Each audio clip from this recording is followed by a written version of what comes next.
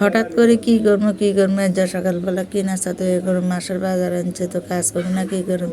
তো দেখি যে গরমের মধ্যে সেমাই আছে, ওই যে লাল সেমাই এগিয়ে রিয়াঙ্গু দেশে কিন্ন বনে নারিকেল ফাটাইছে, ঝটফট ব্যাগ তৈরি আছে, গেলে নারকেল গা ভাঙ্গি কুড়াই লুছি।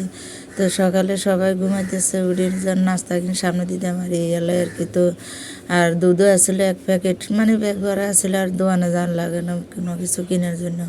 তো একটা জিনিস দিন এটা হলো বাদাম আছে, কারণ বাদাম কম পছন্দ করে, এই জন্য শুধু দুধ দিয়ে, বেশি করে দুধ দিয়ে আর নারিকেল বেশি করে দিয়া, আর এই যে এলাচি, দারচিনি, তারপরে তেজপাতা 2টা, আর একটু লবণ।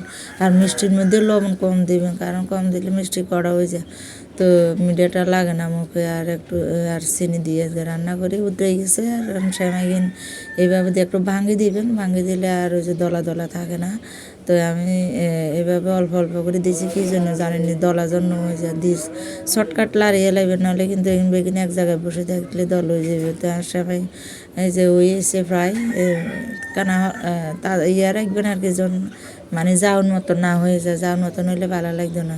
তা আমি পাতলা করে রান্না করছি, ওইভাবে নারকেল দিয়ে ভাজি করি নাই। তো মাসাল্লাহ সেমাই হয়ে গেছে। রান্নাগুলো কথা করতে করতে দেখবেন এখানে একার বই শাক হয়ে যাবে।